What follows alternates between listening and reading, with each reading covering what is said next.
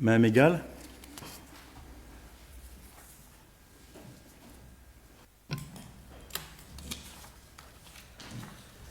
Monsieur le maire, mes chers collègues, en 2020, à 2 mois des élections municipales, j'ai enlevé mon masque parce que c'est terrible. Donc, en 2020, à 2 mois des élections municipales, le débat d'orientation budgétaire a de fait été escamoté. La séance du conseil municipal d'aujourd'hui est consacrée au premier débat d'orientation budgétaire de la mandature. Sans surprise, la synthèse qui nous est présentée s'inscrit dans la continuité de la mandature précédente et décline les premières étapes du programme de la majorité municipale. Dans votre présentation, vous replacez Viroflay dans un contexte budgétaire et politique plus large.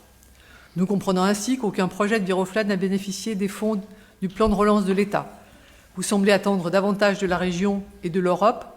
Vous avez évoqué que des projets pourraient en bénéficier des financements de ces instances. Néanmoins, cette présentation n'apporte aucune information quant à l'évolution de la population de Viroflay et de ses besoins.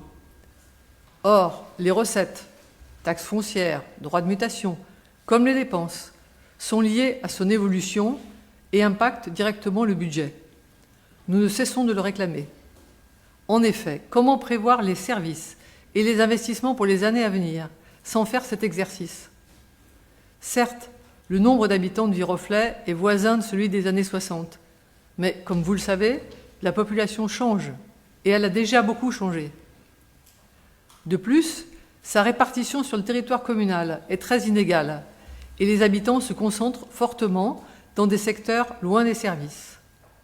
Une page sur ces changements serait indispensable pour engager un débat consistant. Que penser d'un médecin qui délivrerait une ordonnance sans faire de diagnostic? Si ces diagnostics sont faits, pourquoi ne pas les partager dans cette instance? Vous consacrez une page sur la perte de recettes et sur les dépenses supplémentaires engendrées par la crise épidémique, ce qui est incontestable. Mais nous verrons dans quelques mois, lors du compte administratif, quelles sont également les dépenses de fonctionnement qui n'ont pas été faites à cause du confinement. Ces dépenses non effectuées n'auront pas nécessairement un effet report sur l'année 2021. Exemple, fête de la ville prévue en juin 2020.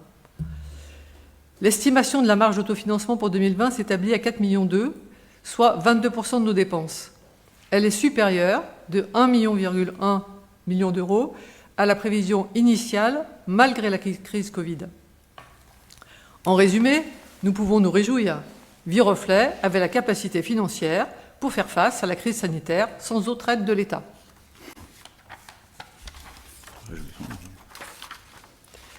Les impôts communaux sont effectivement échangés depuis plusieurs années. Par contre, la part départementale de la taxe foncière a fortement augmenté en 2015. Cet impôt revient en partie à Viroflay par le biais des subventions octroyées par le département. Les tarifs et les taux d'effort pour les services de la population restent stables. Nous demandons à nouveau d'appliquer également ce principe du taux d'effort aux ateliers et stages donc artistiques et culturels, aux spectacles, aux conférences, etc. Nos finances nous le permettent. Quant à notre endettement, il est extrêmement faible. Notre capacité de désendettement, en tablant sur seulement 1,7 million d'autofinancement, est de 3,4 années, très loin de la limite de 12 ans recommandée pour les communes. Nous avons donc la possibilité d'investir. S'agissant des orientations pour 2021 et les années à venir, nous aborderons plusieurs points. Comme vous l'aviez bien noté, le projet proposé en 2020 par notre groupe cité pour Viroflay est différent du vôtre. Transition écologique, solidarité et démocratie locale étaient au cœur de notre programme. Il reste d'actualité et nous continuons à le travailler avec les Viroflaysiens. La crise du Covid a occulté un autre fait majeur. L'année 2020 a été marquée par un nouveau record de chaleur. Or, cette réalité est étrangement absente du contexte présenté ce soir. Néanmoins, la politique énergétique et environnementale sur les projets publics fait partie de vos priorités et nous nous en réjouissons. Elle doit être un critère décisif lors de la comparaison des offres. Mais clairement, cela ne suffit pas, 45% de la consommation d'énergie provient des bâtiments et tous ne sont pas des bâtiments publics. Lutter vraiment contre le réchauffement climatique exige de se fixer des objectifs plus ambitieux sur la commune. Les investissements pour réduire la consommation d'énergie, comme l'isolation globale et ou les émissions de CO2, ne sont pas nécessairement compensés par une baisse équivalente de la facture énergétique ou à très long terme. Il est donc indispensable de soutenir l'effort de nos concitoyens. Il faut que notre commune se rapproche des bailleurs sociaux et des propriétaires de bâtiments ayant de fortes déperditions, soutiennent directement leurs investissements et ou les guident dans l'accès à des financements.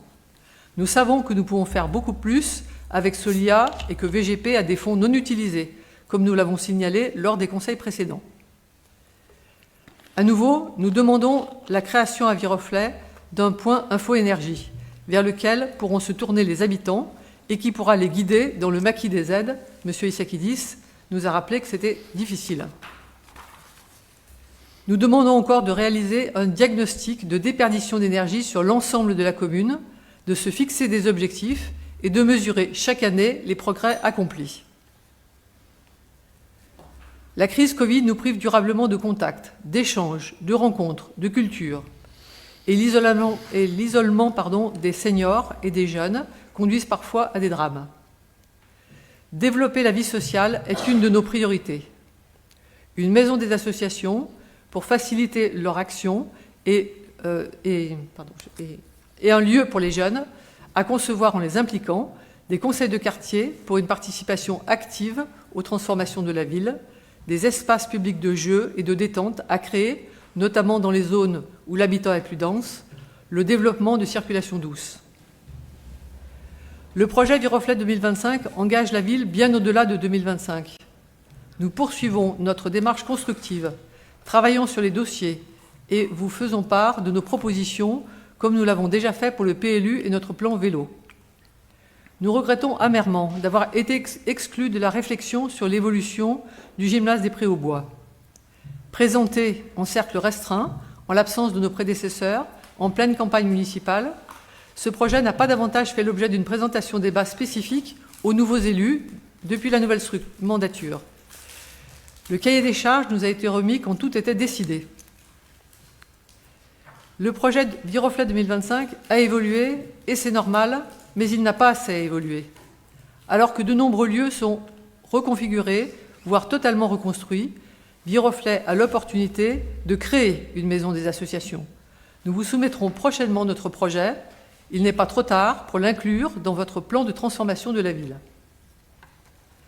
En définitive, Arcado serait installé à Dieu-le-veut dans un bâtiment intelligent, connecté et communicant. Mais qu'est-ce qu'on veut faire dans ce bâtiment ? Quel est le projet ? Avant de concevoir un bâtiment, ne faut-il pas en premier lieu faire confiance à l'intelligence des jeunes et de leurs animateurs pour qu'ils définissent ce qu'ils attendent de ce lieu et les activités qu'il doit accueillir ? Les jeunes sont hyper connectés, mais ils demandent aussi des lieux pour simplement se retrouver. Disposer de salles équipées high-tech est sans doute intéressant, mais faut-il pour cela un bâtiment communicant ? Il pourrait être tout aussi intéressant d'étudier avec les jeunes l'aménagement de bacs potagers ou toute autre initiative. Le centre de loisirs de Dieu-le-veut devait accueillir les services techniques. Il n'en est plus fait mention. Que devient le projet de restructuration du quartier dit de la Patte d'Oie où se trouvent les services techniques actuels ? Le plan d'investissement que vous nous présentez ce soir confirme que d'autres équipements vont être reconstruits ou rénovés et vont faire l'objet d'études à très court terme. La forge, la maison forestière, que des quartiers vont être réaménagés comme le village, la place de la Fête, la gare routière, etc., ainsi que de nombreuses rues. Alors que vous engagez une réflexion concernant le vélo, nous espérons que les investissements prévus pour la voirie permettront de mettre en œuvre les résultats de cette réflexion. Comment comptez-vous permettre aux élus que nous sommes de nous exprimer sur ces projets avant qu'ils ne soient figés et que nous puissions porter à votre attention les attentes des Viroflaysiens qui nous ont élus. Les diagnostics essentiels manquent dans ce rapport pour justifier vos orientations budgétaires et ces orientations ne recouvrent pas nos priorités. Nous nous exprimons contre vos orientations budgétaires. Je vous remercie de votre attention.